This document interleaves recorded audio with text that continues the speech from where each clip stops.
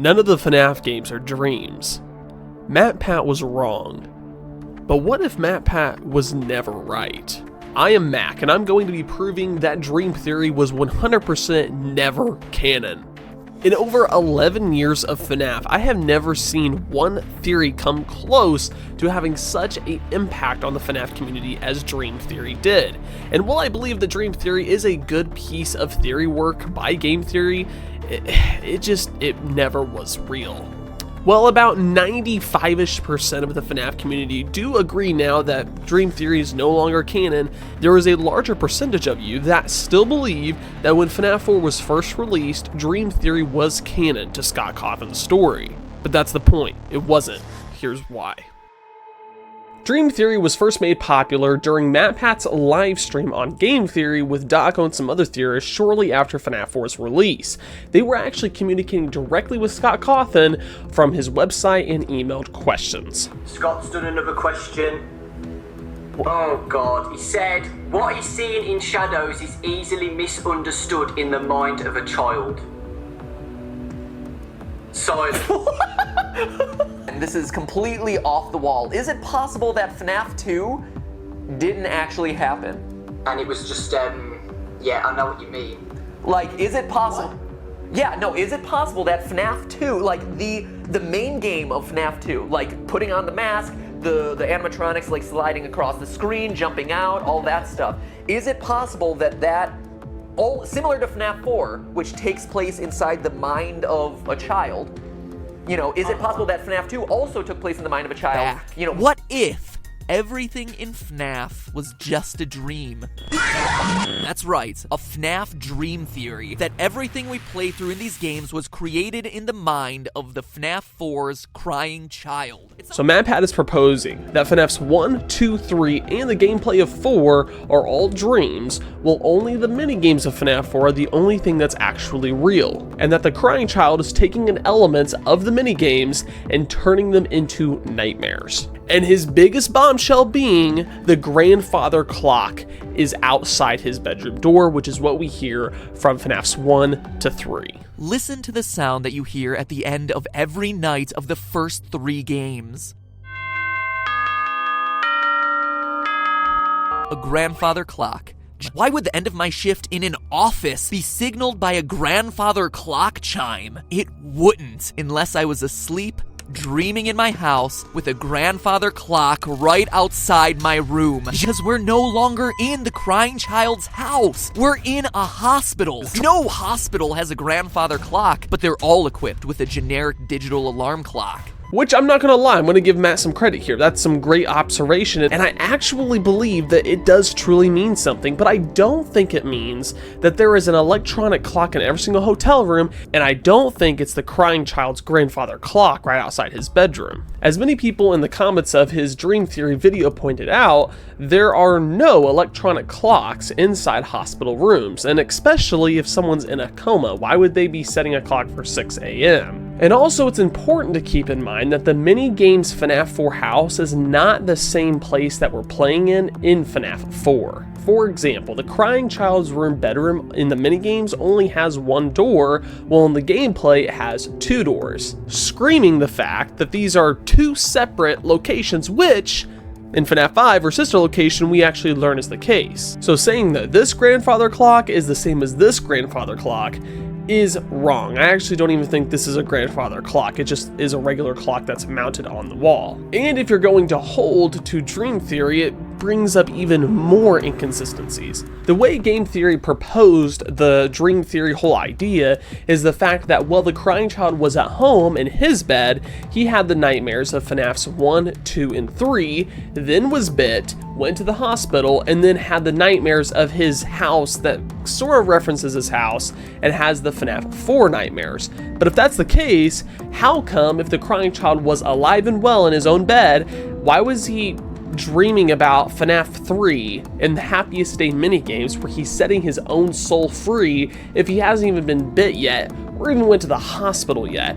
That doesn't make any sense whatsoever. Now honestly, for me, this in and of itself was enough to convince me that Dream Theory really didn't make sense. Also, what a lot of people brought up was Scott Cawthon's Steam post, where he basically said that the contents of the FNAF 4 box were very controversial and that the community might not like it. Well, everyone was saying, yeah, Dream Theory sucks, and so that's even why a lot of people believed more that Dream Theory used to be a real canon thing. Because A, it was controversial, and 2, people might not have liked it.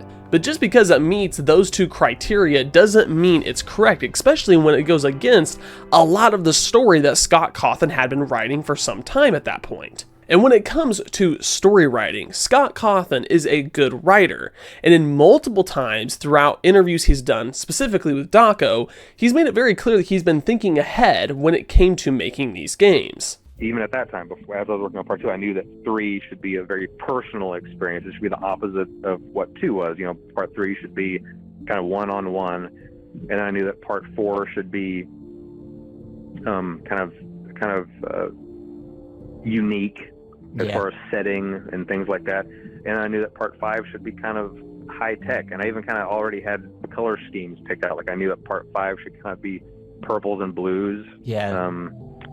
I knew that 3 should be kind of green, and I knew that 2 should be kind of, 2 should feel kind of industrial, which I think that it does. Scott's making it very clear here that he had in mind, while making these games, especially during FNAF 4, that he already had a 5th one planned. And there are things that are in Sister Location that completely directly go against Dream Theory as a whole of being canon at all. Dream Theory was never canon whatsoever. And honestly, I believe that Matt Pat's Dream Theory caused such a controversy that it led us to really not 100% solving at that time FNAF 4 and what was in the FNAF 4 box. So I'm going to tell you what I believe FNAF 4 is and what's in the FNAF 4 box, and wrapping up Dream Theory as a whole. You see, one of the questions that Scott Cawthon asked GT Live was, who is the security guard during the FNAF games? Scott Cawthon, have you thought of who the security guard is?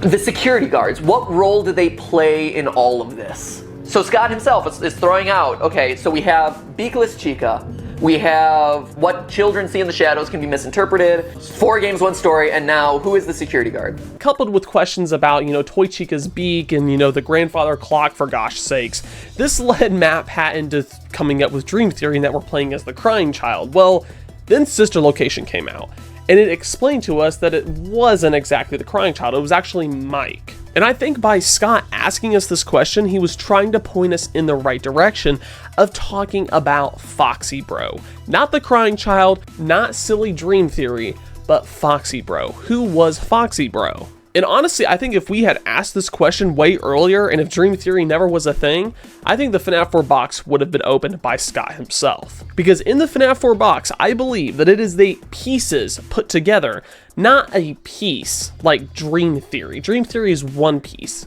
Scott Cawthon ultimately said there were pieces which had to have been conveyed visually. I feel like Dream Theory is too complicated to be described visually. What I think was in the FNAF 4 box was linking the pieces of the story together and showing, guys, it's one whole family. Foxy Bro is William Afton's son. The crying child is William Afton's son.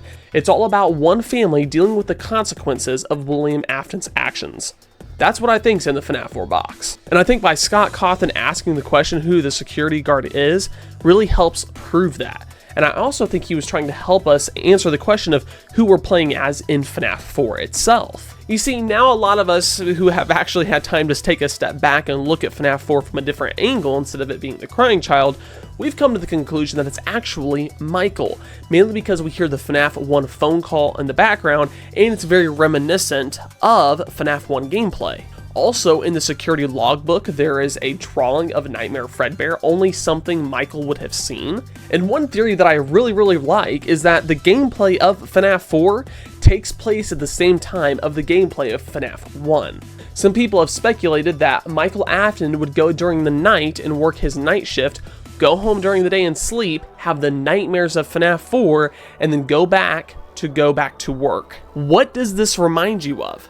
The FNAF 1 movie. And just wait, because there's a little piece of evidence that I haven't seen anyone else talk about that nearly blew me away. Mike Schmidt not only goes home during the day, he dreams during the day and is trying to contact his brother. He then goes into work, comes back home, and does this multiple times. And I think to a certain degree, that's what the Mike Schmidt of the games was trying to do. Whether it was voluntary or involuntary, the outcome was the same. Spirits were infiltrating his dreams, which resulted in the FNAF 4 gameplay. And one Easter egg that I believe Scott put into the movie to help us come to this decision is this scene right here. That's right, a digital alarm clock beeping 6 a.m., just like at the end of our shifts in FNAF 4.